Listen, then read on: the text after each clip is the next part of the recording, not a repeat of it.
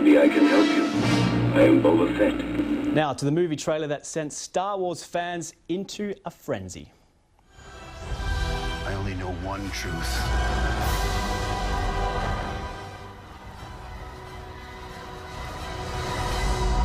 It's time for the Jedi to end. This clip, released on the internet, is the first look at the latest Star Wars film, The Last Jedi. It follows on from The Force Awakens and will feature the late Carrie Fisher.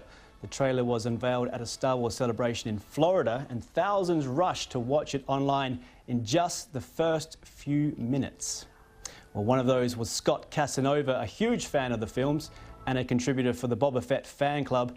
He joins us now from New York. Scott, very good of you to join us with Boba Fett there over your shoulder. Now, these trailers are becoming almost as talked about as the films themselves. You've watched it more than once, I'm sure. What's your first impression? It's very exciting, very exciting. And, you know, after her death last year, fans of Princess Leia will be happy to see the late Carrie Fisher in what seems to be a quite pivotal role in this movie.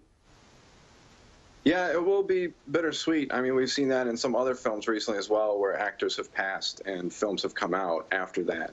But definitely looking forward to seeing her in what seems to be a much larger role in this next film. What's your impression of this? Does it actually matter how good the plot lines are of these movies or how good the battle scenes are? Basically, the fact is people will pay their money to see any film that's connected with the Star Wars franchise, won't they? I think there is some of that. There's a new movie coming out. We got to go see it. But I think for the real Star Wars fans, it's the story that does matter. That's pretty much how Lucas built this franchise from the get-go. It's always been very story-centric. The Empire Strikes Back is often cited as the best film in the series, and that one is almost all story. There's very little action in that film. It does seem that this is a rejuvenation of the franchise. I mean, after the period where the prequels came out, there was a lot of criticism of those movies as being, very Disney-esque. Ironically, Disney now owns the franchise, and these movies have become a lot darker, a lot more cinematic. Does that help the franchise, do you think? I think anytime you've got Disney money involved, it's going to help. And Disney has shown that they're willing to take chances. If you look at Rogue One, everyone died at the end. I hope that's not a spoiler for anybody.